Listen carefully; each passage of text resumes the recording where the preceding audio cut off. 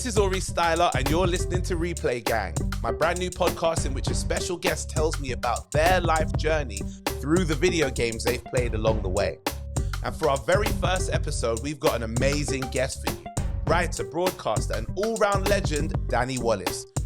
We talked about the early days of video game mags, what it was like to be one of the first people in the UK to play Sonic the Hedgehog, his role in Assassin's Creed, and loads more.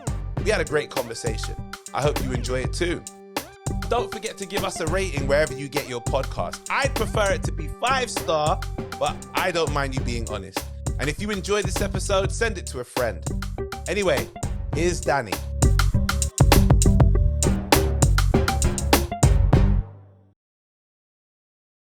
Ladies and gentlemen, my guest today is a living legend, presenter, filmmaker, the #1 best-selling author of Yes Man. And join me. As an actor, he's appeared in some incredible video games, including Thomas Was Alone and the Assassin's Creed series, where he plays Sean Hastings. I could spend the whole episode just listing off things he's done, but we're not going to do that. We're going to have a conversation with him. Please welcome DANNY WALLACE. What's going on, Danny? Hello, thank you for having me. Listen to the crowd's cheer there. I'm sorry if anyone's... Yeah, exactly. I'll take that. If anyone's not watching this but listening instead, I am not wearing my Aurie hoodie. I thought it'd be too much if we were both dressed exactly the same. You know, two men. Who would have thought that one day we'd have a podcast about video games in which two men with glasses talk about them? Oh man, it's a first, isn't it? Never happens that, does it? Danny, thank you for joining. I appreciate you.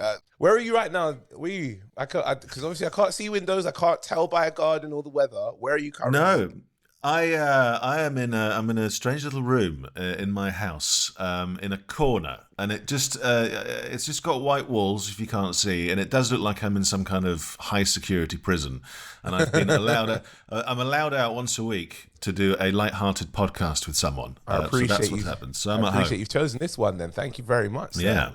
Okay, so Danny, I mean, I listed off a handful of things here. There's more that you've been a part of, not just as an author or a filmmaker, but I mean, the big thing that I want to lean into today, if it's okay, is your input into video games, particularly as a voiceover artist. So tell me, there's more than just the big one that I already mentioned. There's more. Tell me. Well, I never, that's the strange thing about, if you can call it a career, I never sort of mean to do things. I sort of just, I try and do things well so that I then get asked to do more things. And I try and do as many things as possible. And the whole, the voiceover thing, I guess was the first one. Yeah, the first one I did was in Assassin's Creed 2. Okay. And that was just because a man at a party came up to me and he said, I've read your stuff and I listened to you on the radio, and I think there's a part in a video game that could have been written for you. And of course, I immediately thought, well, it must be a very heroic and charismatic character. You know, what a compliment. And when they gave me the piece of paper for a tryout, and I had to sign all sorts of secret things saying I wouldn't tell anyone, I read the character breakdown. It said, intense, nerdy, sarcastic, lonely man. Yeah. So I was like, all right, I see what's happening here. So I just gave it a go. And the character, who is a sort of a snarky kind of historian who fills you in and makes fun of you as you are kind of, playing the game. It's one of those characters that doesn't give you an easy time. It was originally supposed to be like quite a kind of, almost like a, what's the word? Like a dandy in a sort of like a green velvet jacket, a cigarette on like a long holder. And I didn't really know how to do that. So I just sort of did me, but a bit more sarcastic and cutting. So it worked. I've gotten away with it. And every time they send me a script, I'm like, well, this is the one where they're going to kill him off. But it hasn't happened. Not yet. It's not going to. Hopefully not. I mean, everybody wants that kind of thing, that gig that, one, they love and enjoy, and two, is going to continue for however many years that they can go, do you know what?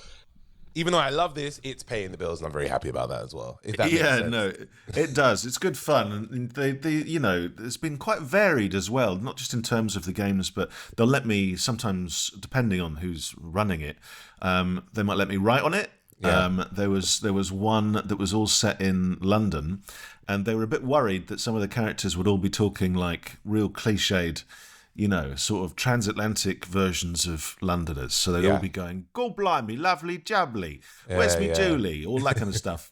And so they let me go through and take out anything that might be a bit like that, and put in loads of real British references. Okay. So that was nice.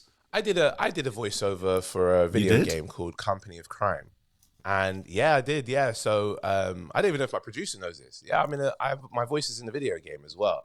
It's not as popular as Assassin's Creed, I'll have you know, but it's still it's out there. You can hear it. When I did it, it was like a strategy game where you are basically a bunch of criminals and you're trying to rob different buildings or different, like a bank, or you're trying to get into the safe of like a company of sorts.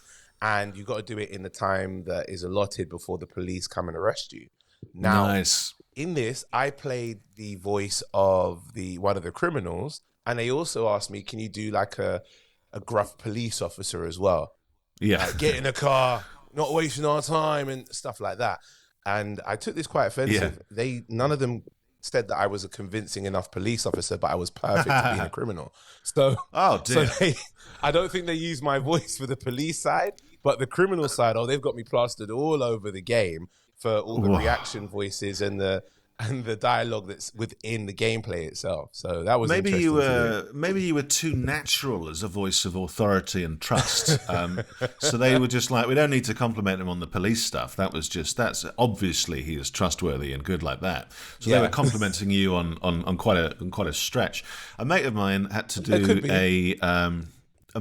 do a radio advert for selling your car, you know, one of those ones, you know, I sold my car. And he had to do loads of different voices. So he had to pretend he was in like an auction, and he'd be going like, £8,000, £9,000, £12,000, like that.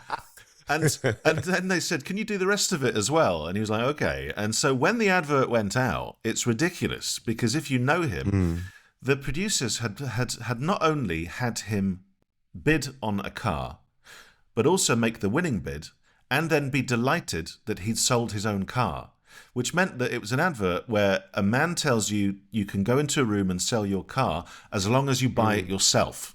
So it was just him just going, £12,000. Wow, that's a good price. I'll sell it. So can I ask you, I mean, you obviously a voice in a video game, but when you were introduced to the character that they asked you to be, were you familiar with the game itself, or were you yourself interested in gaming? I'd heard of Assassin's Creed. I hadn't actually played it at that time. I made sure I immediately did. And then I was amazed by the kind of just the world building of the thing, and the kind of the outside reaction, and all the fans of the franchise who knew it inside out. So I had some catching up to do. But before that, I was into video games. I was into video games not so much when I was a young kid. I'm old enough that I remember getting a ZX81, a Spectrum from the kid. Yeah, that's going back. Yeah, and not the one with the coloured keyboards either, but the ones with the kind of it was just silver buttons, and playing Space Invaders, which seemed like the most science fiction thing you could do. You had to go somewhere to play Space Invaders. You couldn't play it in your house. So I had that, and then when I was a teenager, I moved around a lot as a kid and had to make new friends, and I'm an only child, so it was when I saw a mate playing with a Mega Drive that it suddenly clicked for me, and I thought, I spend a lot of time on my own, and I'm a teenager, and maybe video games would be a good thing for me to get into. Nice. And what happened was I couldn't afford a Mega Drive, but I could afford like a magazine about a Mega Drive, which isn't as good as a Mega Drive. But I bought the magazine. And I read it to death, and I remember suddenly seeing a picture of some lads in this magazine, and they were outside some building that looked quite familiar, and they were the team on the magazine. And I love the idea of magazines. I love the idea of putting something together. And I also was getting into video games, and I was like, isn't the perfect thing, like a video games magazine? But I recognised the building, and I thought, I wonder if they are where I am. And it turned out they were in the same city, in Bath. There was a publishing house, still is, and they do loads of games mags.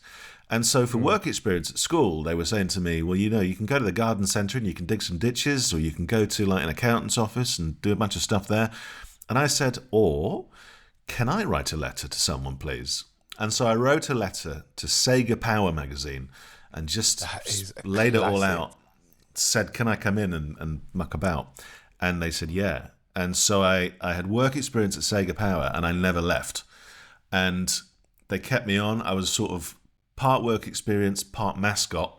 And these guys, who seemed to me to be proper grown-ups, but were only like 22, 23, straight out of uni, were making these magazines that were selling hundreds of thousands of copies, and best of all, free games all the time, just pouring into this place. And I could play them. And so then I became like a reviewer for them. Wow. And I mean, initially I was doing all the rubbish stuff you have to do, like writing the captions underneath the they put you through the ringers, to give you, see if you're worthy of the bigger stuff. I can understand that. Exactly. But then what happens in magazines is teams change, and so all the guys from Sega Power, some went off to launch Games Master magazine, some went to Super Play, some went to one called Ultimate Future Games, and so then I started writing for those mags as well. So my sort of teenagerness was helped in no end by video games mags, and it helped my writing for later on. It helped me learn to kind of focus on how to create something, whether it's a magazine or a book later on. But also, like I say, free games and getting paid to write about them. That is a touch. That is an amazing, if you're trying to get into gaming, Yeah. but like the games were, they're pricey now. The games of the times that you're in are always the most expensive, like, kind of price point, because they are the top of the medium of that era. If you're in a... Not just that, but they were like $39.99, and you're a teenager and you've got to save up forever to buy this one game that you've never played before because you couldn't just go and play them anywhere. You're praying that it's good. You're praying. You've read the magazine saying it is good. You're praying. But then you can't go to, like, there weren't really any video game shops. Yeah. And Boots would sell like 3 of them. So you had to write off to some company in Colchester. It was always Colchester. And wait 28 days. Talk about a slow download. 28 days for them to hopefully send it to you. And then it turns out it is absolute It's a boring, crap. Yeah. Barely any demos. I think the era of the demos started when we started putting them on discs rather than cartridges. Yeah. So you'd get magazines where you'd have, especially like PlayStation magazine, the official one, it had like the disc on it, where you could try out the game, and effectively it was a whole game length of demo disc. It's a whole game length of demos. So you had maybe about 20 hours of gameplay, but they were all short versions of about 8-9 games. So it felt like a whole game, but just different games in itself. Before that, it was literally you had to trust that the game was good, or you've played it at a family or friend's house, and you've had a little sample. Like, for me, Streets of Rage was always my thing on the Mega Drive. Rage. Classic. Brilliant. So for me, it was always that I would go to and say, I love this game a lot. And the reason I know I loved it is because I first played it at someone else's house. If we're talking about you wanted to try out a game that is new and it sounds good, you had to trust the advertising. But it was fantastic, because you would get, you get sent like the Japanese imports or things. I remember the day where Sonic the Hedgehog arrived in the office, and we could not believe it. We were, to put it in context, what was his name? Joe Montana's Football, I think he was called, was an American football game that was nowhere near as good as Madden. But what it did have going for it was it had like about 36 phrases that would be spoken when you did something. So you got a touchdown, it would go, "Nice touchdown, I can't believe that touchdown, it was great." And you're like, how did it know? But that was the level of sort of sophistication. So when Sonic arrived and was so fast and beautiful and shaded and exciting, we were all just standing around just looking at it going, this is incredible. Everything about the turn of when Sonic appeared on Mega Drive was Because I mean, Nintendo already had their mascot. When Sega came with theirs, it was only a few years after. But you're right. It was the fact, it was the speed of him, and then you would start to enjoy the music in the games. Yeah. And at that time, I remember realizing just how impactful it was for you to have Sonic 1 if you had a Mega Drive. Like everyone that had a Mega Drive, me included, that was the game that you had to have. Straight after that, maybe a couple of years later, when they came with Sonic 2, again, everyone just lost their mind of how do we make this better? And Sonic 2 came with, he can spin from standstill, and then all of a sudden you've also got Tails coming along, and all of a sudden the music again has just ramped up, and all of a sudden gaming came more than just a arcade style of we'll do this, we'll finish this, and then we'll do the same level again and try and get more points. It was, we really enjoy thoroughly going through levels and completing and getting to the end, and they get complicated as time goes along without it being, like you said at the beginning when you played Space Invaders, the same level, and it just got faster and harder. Harder. It was where the other games, it's like Sonic started to show character and level development, and they started to show, like you said, just how fast he was when he was moving, the speed, and the enemies that would come onto the screen, the backgrounds that would slightly move even though you're moving faster first. I remember hearing about the impact because all my cousins were just so excited about this game. I was a little younger, but then when I first played it and got through it, I could understand it kind of from a young 7-year or 6-year-old's mindset, going, I kind of get why they love this now. Yeah, and it still sort of holds up. You know, it really does. My kids play it, and we all immediately know exactly what the rings sound like. Yes. You know, and we know what the noise sounds like when he's kind of revving up and about to zoom off. That kind of noise, yeah. It was huge, and it was such a great fight back, because you either had at school, when I was a kid, you either had if you were lucky enough to have one at all, you had a Mega Drive or you had a Super NES. Yeah. No one had both, right? That was impossible. That was like the super rich kid. Millionaires, of course. Yeah.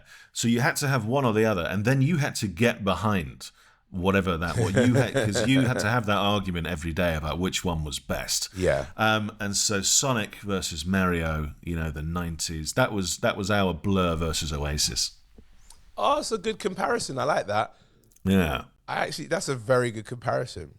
Well, we spoke about Sonic just now. There's many characters that gaming has given us over the years. Is there any that you look at and go, I really resonate with that character? And you're not allowed to say Sean Hastings. Because there's just something about the guy. Yeah, that one I feel is a bit of a cheat code for you. Yeah, it is.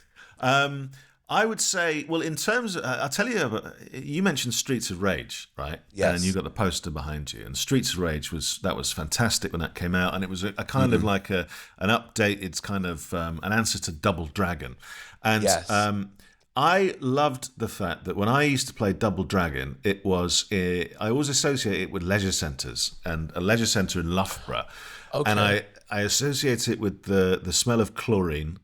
I associate it with Fantas, because you'd go to the snack thing after you're swimming and you'd buy a Fanta and whatever. And then you'd use your 20p's to try and play Double Dragon. And in terms, it's not a character specifically, because it was two brothers, you know, against the world, almost literally. Yeah. But the twist in Double Dragon at the end, the twist, if you managed to get as far as you could with your mate after swimming in Loughborough Leisure Centre with your Fanta, the twist being the brothers at the end, there can be only one. Yeah, yes. You've got to fight the other. And you've been working with your mate for like 40 minutes to get through absolutely everything. And now, not only are these two brothers fighting over a woman, you've got to fight your mate over a fictional pixelated woman. That really broke some real friendships in real life. It did, and some hearts. I like that. I remember, do you know what? Double Dragon, I never got into until they did a crossover with Battletoads. And there was a game called Battletoads and Double Dragon. And it was basically a mixture of the games, the two games, because they were by the same developer, where you could then pick one of the three Battletoads or one of the two fighters in Double Dragon, and you would just go through the game that way. But Double Dragon is, again, another one that lays out the template of side-scrolling beat-em-ups. So, it's a good option. Was you always one that won or lost? Lost probably. Oh man. I was always. It's like with football. I'm quite good at football when there's no pressure and no one cares. I can slide passes through. I can read the game. But the very second someone else cares, the second someone goes pass it, I'm just like, I've lost all interest. Please take the ball. Okay. And it's a little bit like that with the video games. You'd be, if you're all having fun, like GoldenEye, right? Oh, classic. Arguably my favorite game of all time. Classic. Maybe Call of Duty.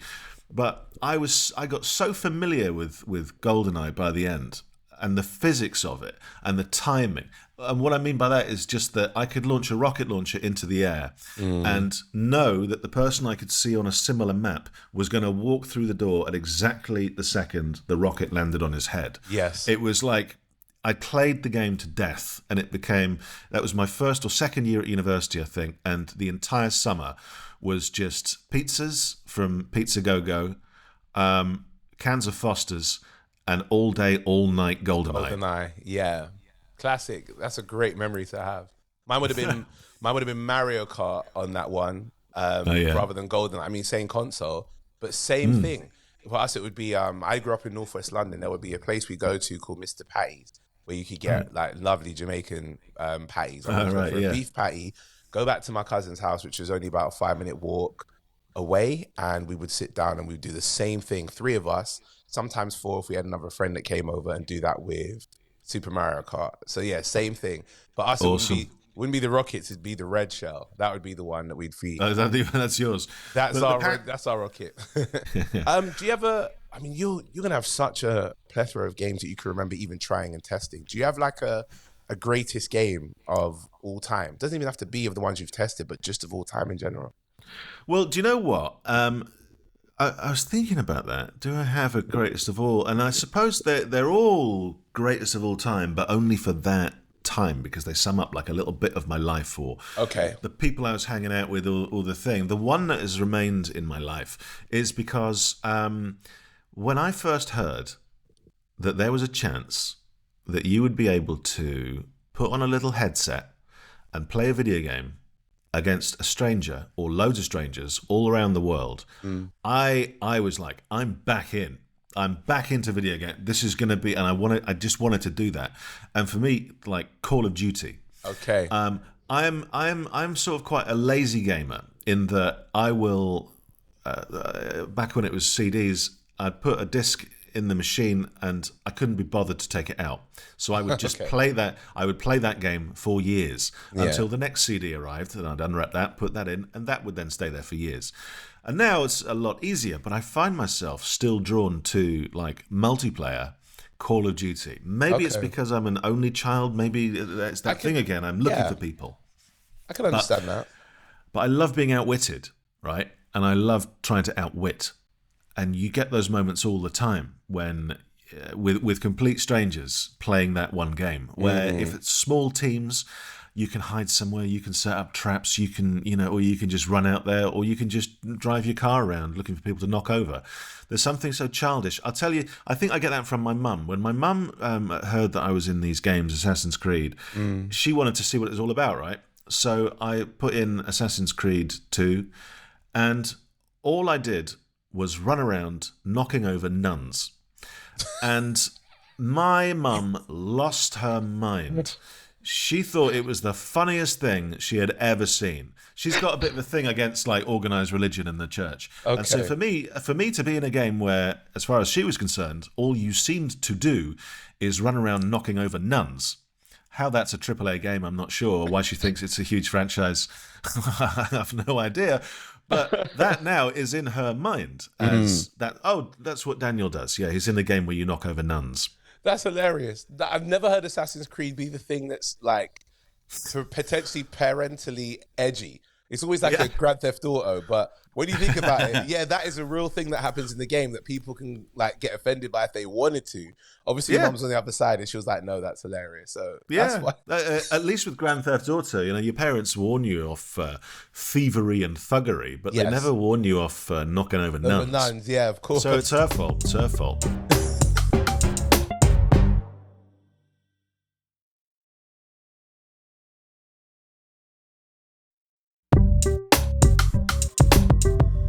What about the other side? Worst game. This is very specific to individuals, I think. No, there's not one general consensus. I don't think anyone's got a shared idea of yeah. Well, the worst games, plural, for me, are the ones that feel like you're going to have to do a lot of homework. It's why I've never got into Game of Thrones, right? Because, first of all, the opening credits are about an hour and a half long. And it just pans down a huge map, right? Yeah. And at first you're like, oh, okay, this is set somewhere with a big wall or something. All right, fine. And the map keeps on going. And then there's all these other little details. Oh, the Targaryens are over here and the White Walkers are over there. I'm like, I haven't got time to investigate and learn an entire other planet or wherever. Is it another planet? I don't even know. I'm not sure either. Whatever it is, right? I don't have time. And I knew that by the time the opening credits had finished. I was like, this is not for me. And I feel that all the time when I am made to play a massive sort of open world. If they've got an axe, if there's a potion, I'm not bothered. I lose interest at potion. I was like, I don't want to. If there's an old bearded man in a village behind a wooden table selling me trinkets. Well, there goes Golden Axe. Well, at least but Golden Axe was one of the ones that got me into video games with the little fellow with the beard and the lady in very inappropriate clothing when you consider she was there to fight. You know, yes. I would have had more armor, but she and him going off and doing this, like my mate. He got a Mega Drive first, and I had no interest in it initially because it just seemed to be something that was keeping him indoors. He would sit there all summer with the curtains drawn, playing Golden Axe and PGA Tour golf. Okay. And I'd be like, should we go out and play golf? And he's like, no. And I just thought, this thing isn't for me. Yeah. But it wasn't until I then moved and I didn't have anyone to go and play games with, whatever, that I thought, well, Golden Axe wasn't as bad as I remember. So, yeah, that's how I got into that. Okay. So your worst games are those one... Okay. And how can I say this? Games should be games. Okay, so I'm with you on that. I'm not completely sold on like games that have a really deep like lore to it that is very kind of Middle Earth or of old era. But I love Lord of the Rings. So Lord of the Rings for me is phenomenal. But from based on what you've said, it sounds like Lord of the Rings for you may have too much lore to get into. Am I right in saying that? Very much so. Terrible. You know, I can't do it, man. You know, if you just want to dive in and play, then I understand that that's too much to get into. Do you know what's funny? You said about PGA Tour, the golf game. Yeah. I really do not like realistic sports games. I think if you've got a video game and you could do the real sport in real life, I'm not a fan of that. Yes, there are some which I wouldn't engage in. Like, you're not going to see me really go and box like professionally or do any kind of MMA fighting. So those ones I can kind of understand the appeal. But when it comes to football games, where my friends are diehard football fans and the only video games they play are football games, they're the games that irritate me, because if we're going to play a video game, I want to do something you cannot actually do in real life. I want to be able to, like you said, shoot a rocket and it land on someone as the door opens and there's no repercussions because they respawn somewhere else on the map. If I could do that in real life, I might be into trying that, but that's not how life works. So I go to video games to do that. Good. Well, Rocket League then. Rocket League must be right up your street. Rocket League is a hilarious game. The mechanics in that is so good and difficult at the same time. I love the game because it's like the concept of football and cars is incredible. That game, I remember when the game first came out and it was super powered, overcharged, rocket powered battle cars, football management of the division. It was some long name, and then they realized we're going to make this game again, and we just called it Rocket League. And I fell in love with that game when it came around the first time. I'm so glad it's getting the attention now. Well, not now, but over the past few years that it's had. It's such a good game and ridiculous enough for me to go, that's how you're supposed to play football, as opposed to really playing with these characters that you could just watch in real life. It's So very it's more satisfying scoring a goal upside down in a rocket-powered car yes, halfway through the air than it is in FIFA. More exactly. satisfying. But I used to love sensible soccer because you could bend the ball. It was all just shot from above, really simple. But you could bend and spin the ball and curve Yes, it in. I met Dino offside. Dini. Oh, is it The guy who came up with it once, sensible soccer? Yeah. and I was just like, did he do sensible soccer or did he do kickoff? It was. I wouldn't say sensible soccer because I recognize the name and Yeah. I can't say if I know much about kickoff as much as Well, sensible whatever soccer. his crowning achievement is that I've just disparaged by confusing with a different one, he was great, and he was really. I was just like, thanks for that, man. That was a great way to spend my time, and he was. He seemed really touched. He was a nice man. Nice. There was a game like that I played when I was a kid on PlayStation called Offside. And again, the only reason I liked it is you kick it and you could kick forward and then bend the ball this way Yeah, around other people and just totally break physics. And I was like, that's how football should be played. it made you feel like a good footballer. Exactly. It was like a cross between, what's it called? What is it? Wanted with Angelina Jolie, where they can bend the bullets. Yeah, where they can bend. Yeah. It's like that. There you go. Wanted, but with football. And that's how football should be. Exactly. So, yeah. Are there any games you're currently going through right now or games that you come back to on a regular basis? I've still got Call of Duty. Still But the I've old been one, the disc enjoying is in there. Yeah, exactly. Call of Duty 1. No, I've been doing that. What I'm really impressed by is things like my kids are into Roblox, and they're Okay. and my son my eldest seems to be. I mean, he spends a lot of time creating. He's big into aviation. He wants to be a pilot, and so he goes off and he finds blueprints of airports. I'm making him sound like a terrorist. I'm making him sound like a terrorist. He finds I better go and check what he's up to. He finds blueprints of airports and then recreates them on Roblox, and down to researching what fonts they use on various shops in duty free. That's detailed. And then he sort of publishes them online, and then other people can go with their, planes or whatever, and go and land at his airport and play at the airport, and I think that's a whole other level, and it's kind of like having that. Maybe he gets that from me having that project idea, whether it's a magazine or a book, but trying to make it really good. And so I find that is a completely new way of playing because there doesn't seem to be a game. The game is creating it itself.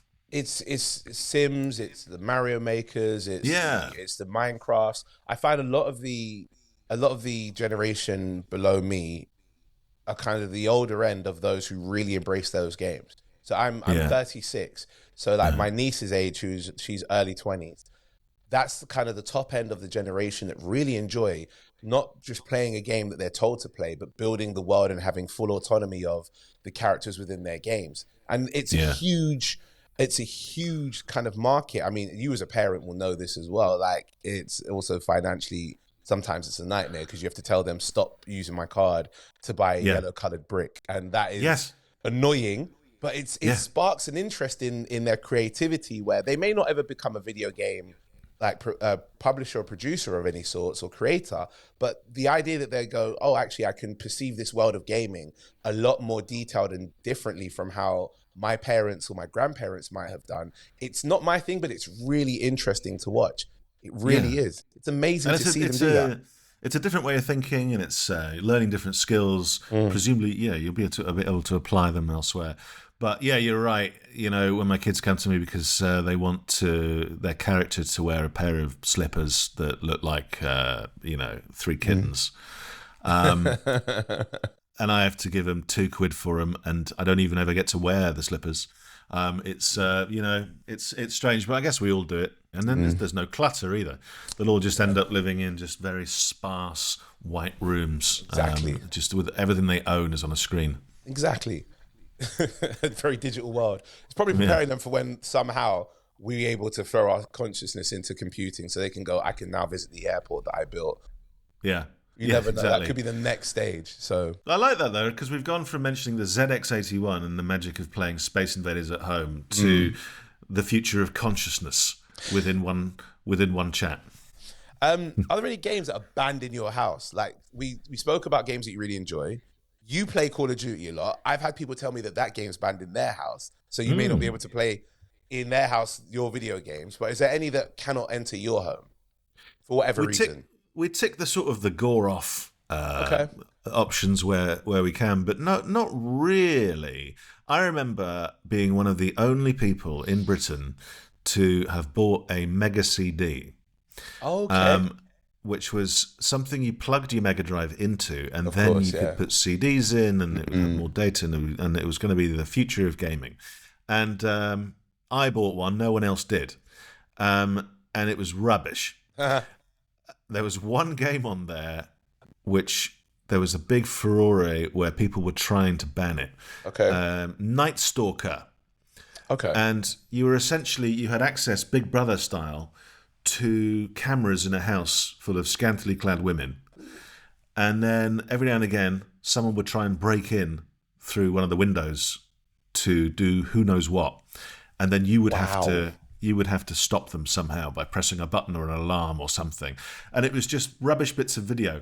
And for some reason they thought, yeah, we'll go with that at launch. That'll really set the Mega CD on a good thing. No. So I'd probably ban that one from humanity.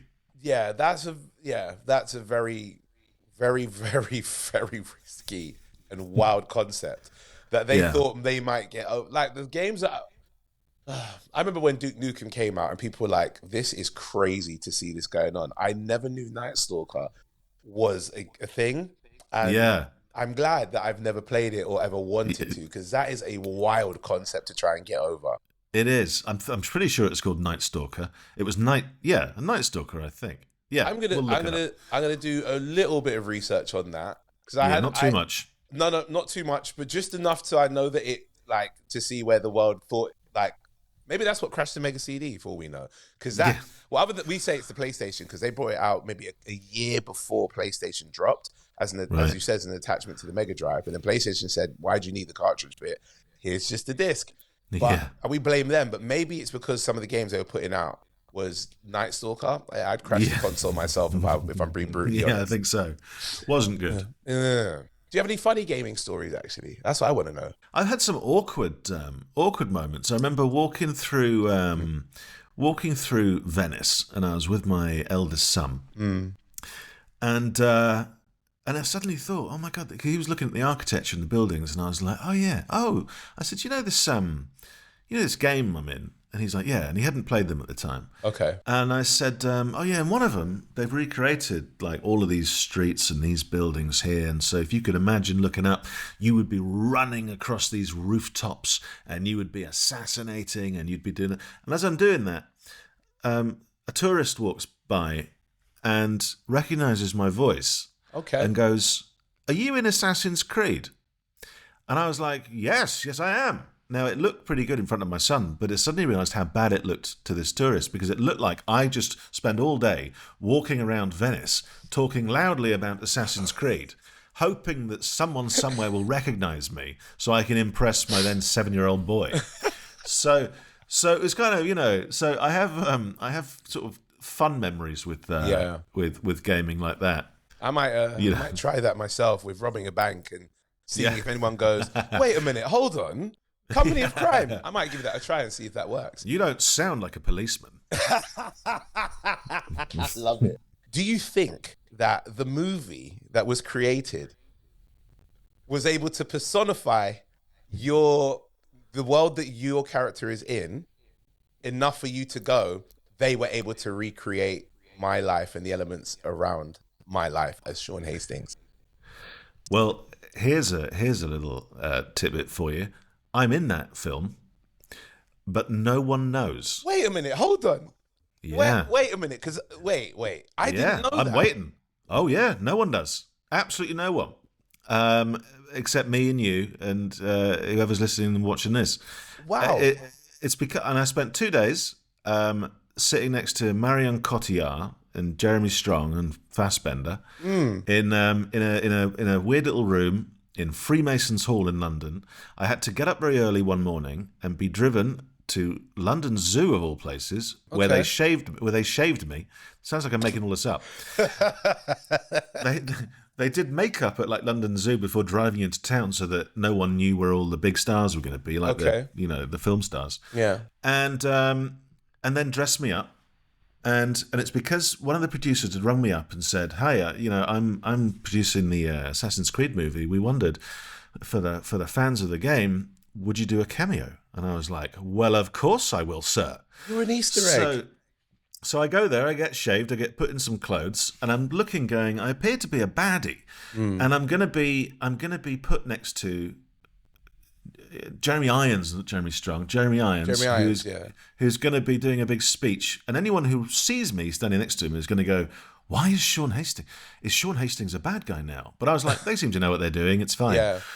So I had to go and stand next to him as he made this speech, holding a golden apple, and I had to clap a lot. Right, and the idea was that it would pull back, and I would be stood next to him, and I just had to clap. So I'm clapping, and I'm clapping, and I'm clapping, and then they have to do it from a different angle, and I'm clapping, and I'm looking around this place, and it's all just people with hoods and me, and we're all clapping. Yeah, and it's very hard to clap that long. And we did a full day of clapping, and then I had to come back for a second day, largely of clapping. So I'm clapping. Seriously, it hurts. And then I go away. I go about my everyday business. Yeah. And a few months later, I'm living in LA, and Assassin's Creed comes out. And just as I did with the video game, I didn't tell any of my mates that I was going to be in it. So it was funny with the game, because suddenly friends of mine who would be playing would suddenly see someone who looked a lot like me speaking in my voice. Yeah. And he'd be like, "What the hell?" I remember getting a text from Dara O'Brien, just going, "What the hell are you doing in my game? Like, how did you get in my living room?" And so I thought, I'll do the same with the film. It'd be funny. So the film comes out, and no one texts me, and no one emails me, no one mentions it on Twitter. I'm thinking, all right, well, maybe it's a bit more subtle than I was thinking.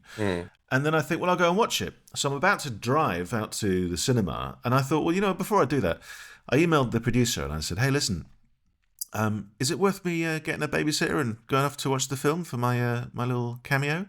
And he wrote back and he went, "Oh, God, I'm with the director now. We can't remember if we put it in." Oh, no. Oh, that's annoying. So on the flight back, I thought, I'll watch it. And I watched it on a tiny little screen, and I can see me. Okay. I am in it, but it's like watching me from a distance of about 75 feet. And I'm tiny and I'm blurry, but I tell you what, I nailed that clapping. Oh my God. Well done to you. Oh my God. Nailed it. I love that. Oh, man. So I was a pro to the end, just clapping. I'm going to ask you a controversial one, and you don't have to answer if you don't want to, because obviously there is a certain level of respect for the company you're a part of. Sure. Did you like the film? I thought it was wonderfully long. You get your money's worth. You get your money's worth with this one. I'll tell you that. I can get behind that. You really do. I get what you're saying. I know what you mean.